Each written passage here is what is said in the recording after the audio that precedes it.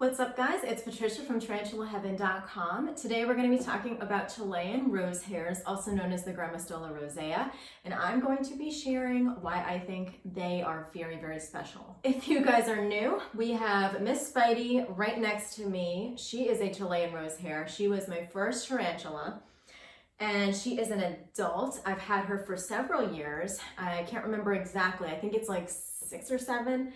And I know you guys can't see her right now because she's hiding in the back. She is hunting a cockroach right now. So hopefully she'll make an appearance so you guys can actually see her.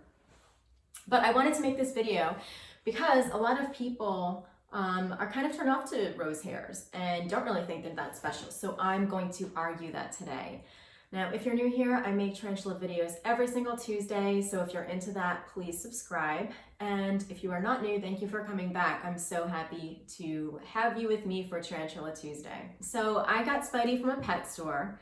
I had done a lot of research, and there wasn't really a specific reason why I chose a Chilean rose hair to be my first tarantula, other than the fact that that was a species that my local pet store carried, and that it was a good beginner species as far as what I read online. That's being disputed now, but at the time, a few years ago, that was kind of like the information you could get on the internet. I got her for like 25 bucks, and I was super excited. To me, I didn't really know much about different tarantula species. I was just kind of going in. I had done some research, but I didn't know what I know now about the hobby and the different species. So to me, I didn't think anything of it. This was going to be my first tarantula, and I was going to love her no matter what species she was or what she did. And I quickly learned that sometimes the tarantula hobby isn't the most supportive. So I started Spidey's Tumblr blog just because my phone was filling up with photos of her, and I needed a place to put them because my phone was getting just full. So I started her Tumblr blog, and I would post pictures with the tarantula tag.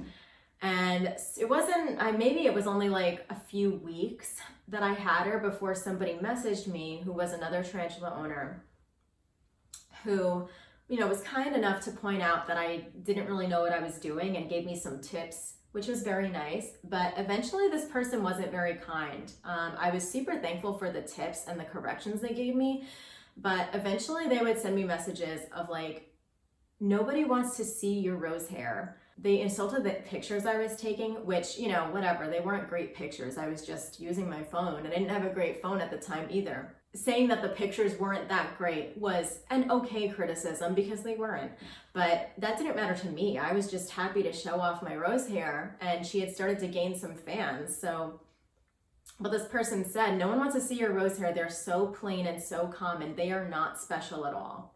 This person had a lot of exotic tarantulas that I would see on their page, so I kind of figured, okay, that's where they're coming from.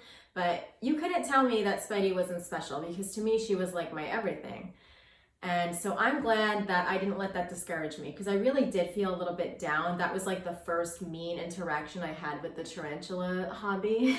And honestly, I didn't see it, because when I look at Spidey, I know that there are way more colorful tarantulas out there, but I think rose hairs are beautiful. I think that like Spidey has these really beautiful leg stripes that people comment on all the time. They're like, oh, she has such beautiful legs.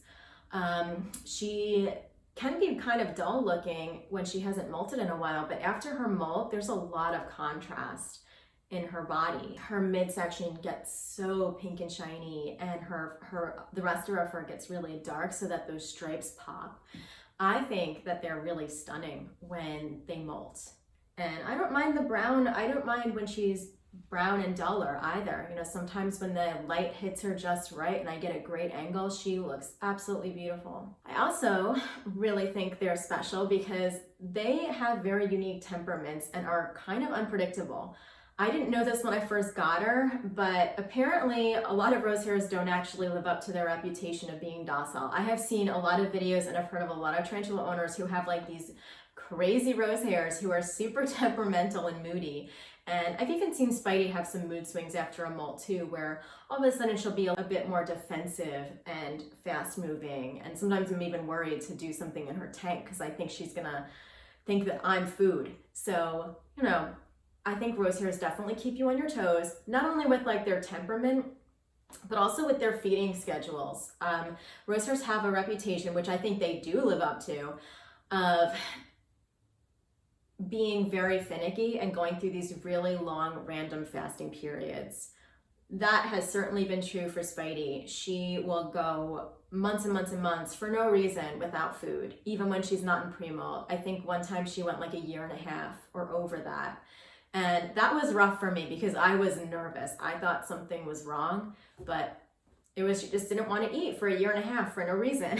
So that will definitely keep you on your toes. Maybe it's not the best thing for a beginner, because not many other tarantula species are like that, and so that might give you a lot more stress than you would like for your first tarantula, but I still think they're super special and should be definitely respected as a great part of a tarantula collection. I think that plain spiders are beautiful too. I think that of course the colors are really a big pull to the hobby and to having a tarantula, but I think that their behavior and how they move and just how they live in that observational part of tarantula keeping is something that you can appreciate whether you have a really stunning tarantula or a more plain looking one like Spidey.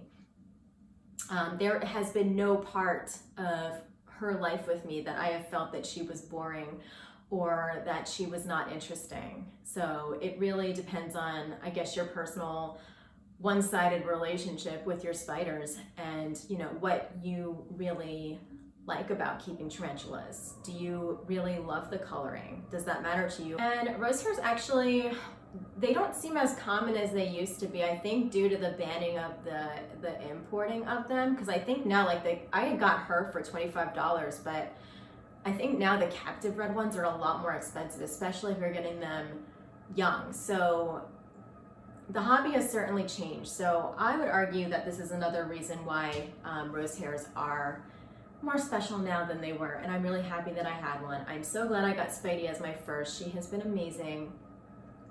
And yeah, I just love rosehairs. I just love her. And I think that the less showy tarantulas can be just as special and beautiful. In closing, I want you guys to take this one thing away from this movie, is that you don't have to listen to other people who diss your collection. I have two tarantulas. They're both plain looking species. You know, besides my Chilean rosehair, I have an Arizona blonde. And I think that they're beautiful and special, and they, to me, are not less special than if I had like a P Metallica or something like that. Like these, they are amazing, and so do not let anybody make you feel bad about your collection and the fascination that you have with them, because it's your spider, and just because somebody else doesn't see the beauty and fascination in them does not mean that it's not there. We choose what we see. So I wonder if this resonated with any of you, because I think that in the tarantula hobby there can be a little bit of shaming going on, and there is kind of like this competitive nature or showy nature to have like the most special prize stunning spider, and it doesn't have to be like that. All of them are precious. Anyway guys, thank you so much for watching. I'll see you next week for Tarantula Tuesday. Take care. Bye.